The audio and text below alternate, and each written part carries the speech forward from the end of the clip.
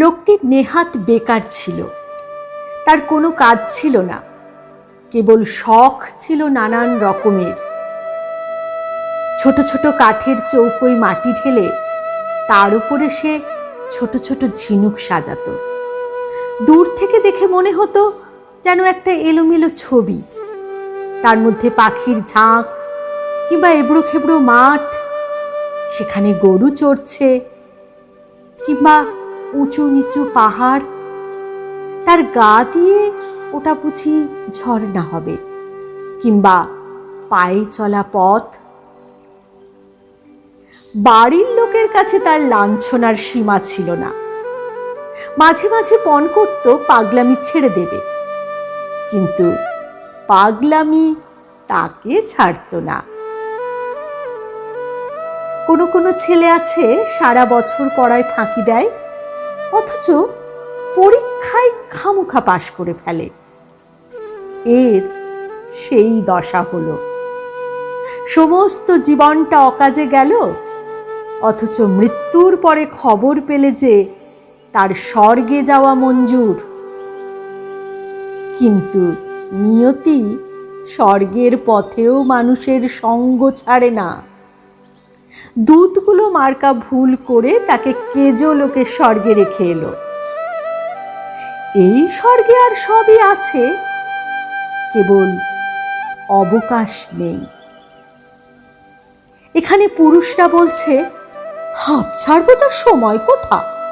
মেয়েরা বলছে চললুম ভাই, কাজ রয়েছে পড়ে। সবাই বলে সময়ের মূল্য আছে, কেউ বলে না সময় অমূল্য। আর তো পারা যায় না বলে সবাই আক্ষেপ করে, আর ভারী খুশি হয়। খেটে খেটে হয়রান হলুম, এই নালিশটাই এখানকার সঙ্গীত। এ বেচারা কোথাও ফাঁক পায় না, কোথাও খাপ খায় না। রাস্তায় অন্যমনস্ক হয়ে চলে, তাতে ব্যস্ত লোকের পথ আটক করে। চাদরটি পেতে যেখানেই আরাম করে বসতে চায়, শুনতে পায় সেখানেই ফসলের ক্ষেত, বীজ পোতা হয়ে গেছে। কেবলই উঠে যেতে হয়, সরে যেতে হয়।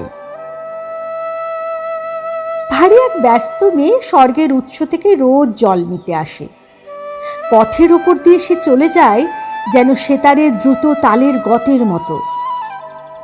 তাড়াতাড়ি সে এলো খোপা বেঁধে নিয়েছে, তবু দু চারটে দুরন্ত অলোক কপালের ওপর ঝুঁকে পড়ে তার চোখের কালো তারা দেখবে বলে উঁকি মারছে। স্বর্গীয় বেকার মানুষটি একপাশে দাঁড়িয়েছিল, চঞ্চল ঝর্ণার ধারে তমাল গাছটির মতো স্থির। জানলা দিয়ে ভিক্ষুককে দেখে রাজকন্যার যেমন দয়া হয়, একে দেখে মেয়েটির তেমনি দয়া হলো। আহা, তোমার হাতে বুঝি কাজ নেই? নিঃশ্বাস ছেড়ে বেকার বললে, কাজ করব তার সময় নেই। মেয়েটি ওর কথা কিছুই বুঝতে পারলে না, বললে, আমার হাত থেকে কিছু কাজ নিতে চাও? বেকার বললে, তোমার হাত থেকেই কাজ নেব বলে দাঁড়িয়ে আছি। কি কাজ দেব? তুমি যে ঘড়া কাঁখে করে জল তুলে নিয়ে যাও, তারই একটি যদি আমাকে দিতে পারো। ঘড়া নিয়ে কি করবে? জল তুলবে? না, আমি তার গায়ে চিত্র করব।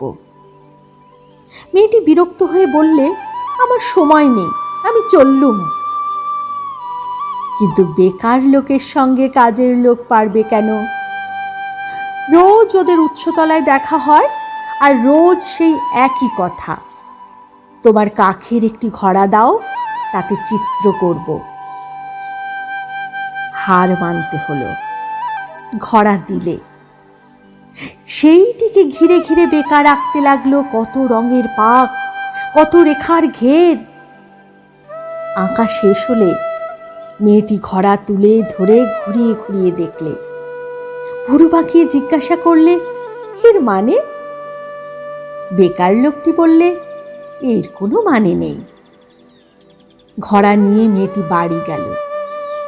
সবার চোখের আড়ালে বসে সেটিকে সে নানা আলোতে নানা রকমে হেলিয়ে ঘুরিয়ে দেখল। রাত্রে থেকে থেকে বিছানা ছেড়ে উঠে দীপ জেলে চুপ করে বসে সেই চিত্রটা দেখতে লাগলো। তার বয়সে এই সে প্রথম এমন কিছু দেখেছে যার কোনো মানে নেই।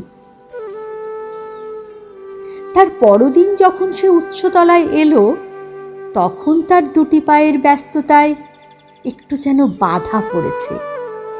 পা দুটি যেন চলতে চলতে আনমনা হয়ে ভাবছে, যা ভাবছে তার কোনো মানে নেই।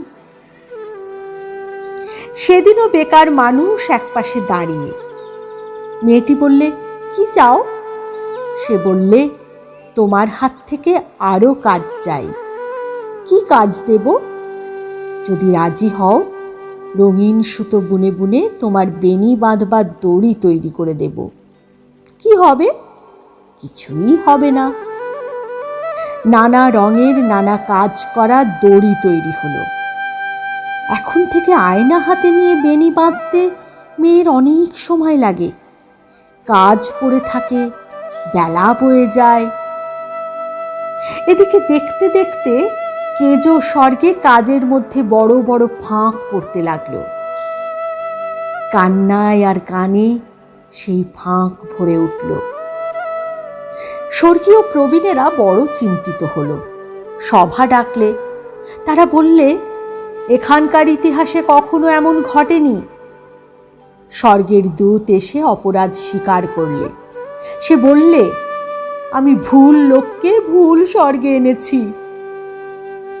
ভুল লোকটিকে সভায় আনা হলো। তার রঙিন পাগড়ি আর কোমরবন্ধের বাহার দেখেই সবাই বুঝলে বিষম ভুল হয়েছে। সভাপতি তাকে বললে, তোমাকে পৃথিবীতে ফিরে যেতে হবে। সে তার রঙের ঝুলি আর তুলি কোমরে বেঁধে হাঁপ ছেড়ে বললে, তবে চললুম। মেয়েটি এসে বললে, আমিও যাব। প্রবীণ সভাপতি কেমন অন্যমনস্ক হয়ে গেলেন। এই সে প্রথম দেখলে এমন একটা কাণ্ড যার কোনো মানে নেই।